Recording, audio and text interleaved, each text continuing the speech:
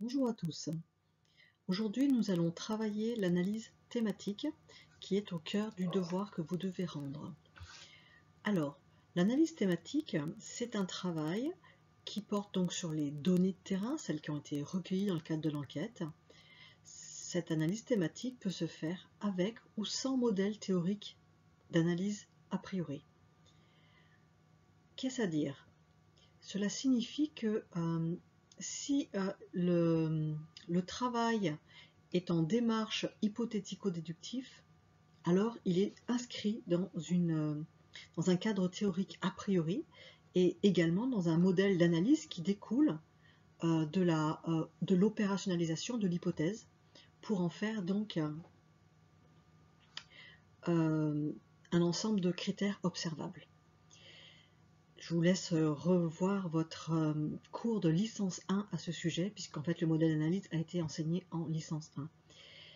L'analyse thématique peut aussi suivre donc une démarche de recherche qui est inductive et non pas hypothético-déductive.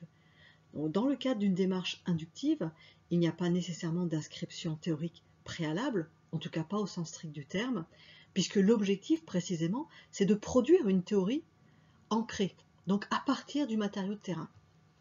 Donc en général, voilà, donc l'analyse thématique peut se faire à la fois en démarche hypothético-déductive, à la fois en démarche inductive. Les deux sont envisageables. Dans un cas, la démarche hypothético-déductive, il y a donc un modèle théorique a priori et un modèle d'analyse.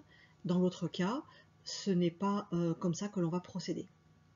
Quoi qu'il en soit, il est intéressant, de manière générale, de rassembler l'ensemble du matériau, c'est-à-dire les différents interviews, les différentes observations, le matériau recueilli sur le terrain dans le cadre de documents utilisés par les acteurs, d'archives, etc., des photos, etc. Et cet ensemble de données va être donc analysé dans une première étape. Dans une première étape, en général, on procède par une lecture flottante. C'est-à-dire qu'en fait, on se laisse imprégner par l'ensemble des matériaux, on les relie, et puis ça nous permet de faire émerger un certain nombre de thématiques qu'on observe parce que un certain nombre d'éléments se retrouvent dans les différents matériaux. Voilà, donc ça permet de repérer les thématiques principales. Donc ça permet aussi de les lister et puis de les décompter. Pourquoi est-ce qu'on les décompte? Pour savoir si on a à peu près un nombre de thématiques qui est pertinent au regard de l'analyse qu'on va produire ou pas. En l'occurrence, pour le dossier que vous devez produire, vous avez 8 pages. Une page par thématique, c'est pas beaucoup. Donc aller au-delà de 8 thématiques, c'est probablement pas très intéressant. Or, il est possible de déplacer le curseur du nombre de thématiques que l'on souhaite. Et on fait un copier-coller de l'ensemble des verbatims, de l'ensemble des données, de chaque passage en fait qui concerne la thématique en question. Donc un même extrait d'interview, par exemple, peut se retrouver dans 3 thématiques, parce qu'il permet de traiter 3 thématiques. Il intéresse 3 thématiques. Mais parfois, un extrait d'interview se trouve que dans une seule thématique, que 95% ou 98% du matériau est repris dans le cadre de thématiques et dispatché au sein de thématiques. Voilà. Donc, si vous n'avez pas assez trouvé de thématiques principales et que vous n'en avez que 3 par exemple, alors sous-thématisez dans chacune de ces thématiques principales et ça vous permettra d'avoir et d'atteindre le nombre de thématiques dont vous avez besoin. La deuxième étape, une fois que les fichiers numériques sont constitués et que vous avez l'ensemble du matériau trié extrait par extrait en fonction de chacune des thématiques, eh bien vous prenez par exemple une première thématique qui pourrait être une thématique je sais pas, société de consommation. Voilà. Et bien dans le fichier société de consommation, vous avez tous les extraits de tous les matériaux qui concernent cet aspect-là. Et là, vous essayez donc de voir quelles sont les grandes tendances qui émergent, qu'est-ce qui est commun à l'ensemble du matériau ou à pratiquement tous les matériaux. Et puis au contraire, qu'est-ce qui relève un peu d'effets plus minoritaires. Et enfin, qu'est-ce qui est vraiment très très peu présent. Voilà. Et donc avec cet ensemble de caractéristiques, les grandes tendances, les tendances minoritaires et ce qui est quasi absent ou absent même. Avec ça, donc, vous pouvez rédiger un texte en commençant par ce qui est transversal, ce qui est commun à l'ensemble de ce thème, et puis donc les grands résultats, puis après vous nuancez ces grands résultats avec les résultats liés à des tendances minoritaires et aussi aux absences. Pourquoi je souligne la question des absences?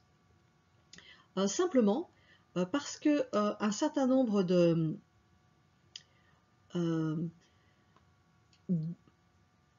d'éléments très importants du réel qui auront pu être constatés dans le cadre de l'enquête ne se trouveront peut-être pas dans les verbatims.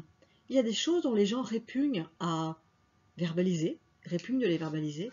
Il y en a d'autres pour lesquelles, si jamais ils voient que vous prenez des notes, ils ne feront pas ce genre de comportement devant vous, trop mal à l'aise, etc., etc. Donc il arrive que des choses dont vous savez qu'elles existent parce que vous les avez vues ou vous les avez entendues, ne se trouvent pas dans votre verbatim.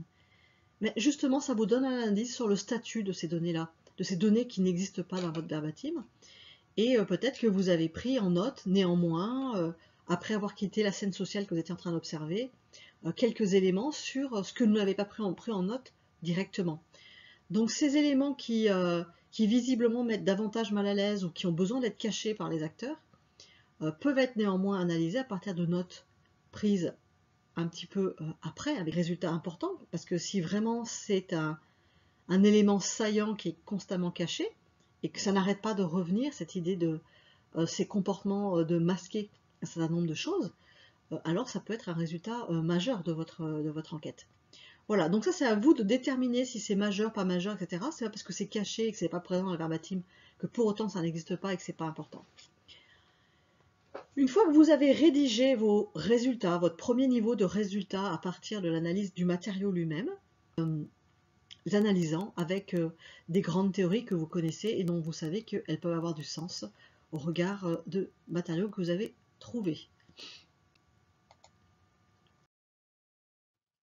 Alors là, je vous montre un court extrait d'entretien. En réalité, il n'y en a pas la moitié. J'ai mis un court extrait d'entretien en format PDF sur l'espace cursus. Il est donc un peu plus long que ça. Et c'est cet exemple-là que je vais prendre pour la suite des enseignements. Sur l'analyse. Les verbatims supposent que c'est de l'interview, c'est une retranscription d'interview. Quand on analyse des données, c'est beaucoup plus large, ça peut être des verbatims d'interview, mais ça peut être aussi des documents récoltés, ça peut être des observations prises en note, etc. Quand on analyse donc de manière thématique, qu'est-ce qu'on peut dire?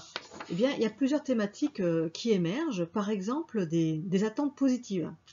Alors ça, bien sûr, nous, quand vous allez travailler, vous n'aurez pas a priori le résultat déjà énoncé. Là, c'est simplement pour le cours, en fait, que je vous projette les résultats, puis que je vais vous montrer comment on retrouve ça dans le... Mais si j'avais dû analyser cette interview, les vacances,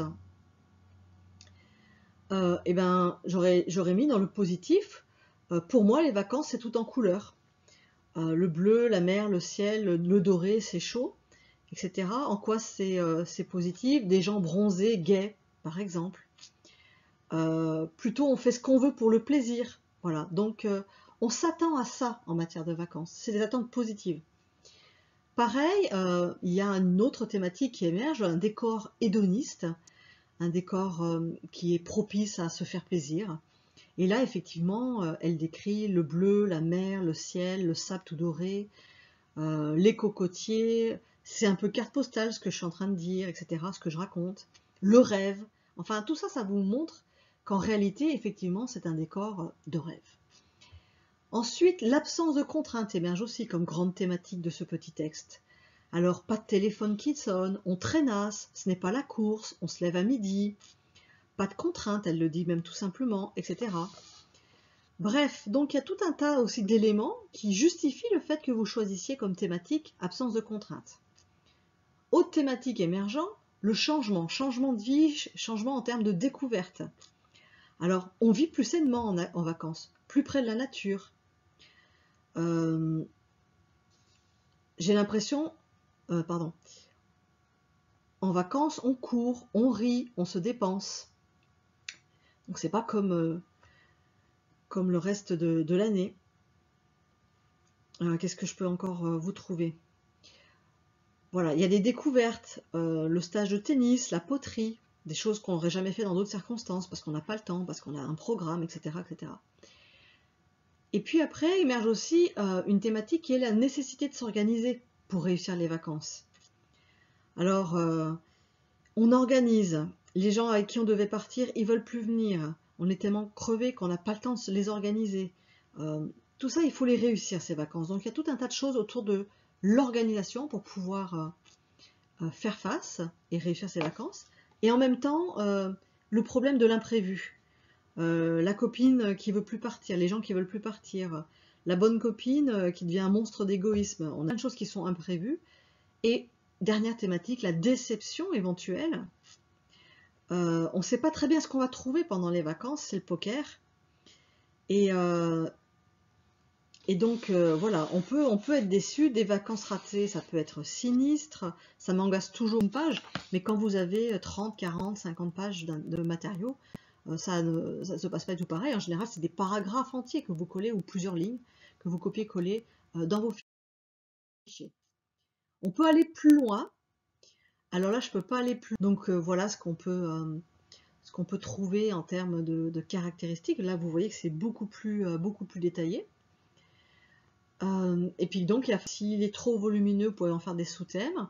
Et puis là, vous présentez pour chaque thème et ou pour chaque sous-thème, voilà, les grands résultats, leurs nuances avec les aspects minoritaires, et puis enfin, éventuellement, des éléments qui ne sont pas présents dans le matériau, mais dont vous savez qu'ils ont toute leur importance.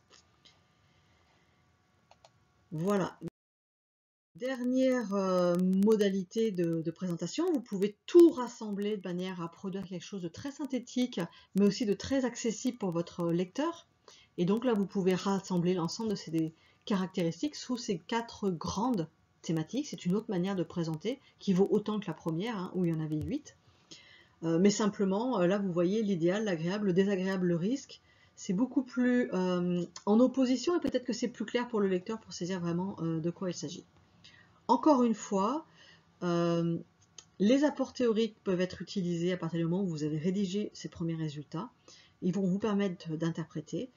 Ou encore, si vous avez un matériau conséquent et de bonne qualité, vous pourrez vous-même produire une théorie ancrée, donc c'est-à-dire une théorie à partir de votre matériau, et qui rende compte du milieu social ou des phénomènes sociaux que vous étudiez. Voilà. Mais ça suppose beaucoup de matériaux, et un matériau fiable, et puis une grande précision dans votre analyse.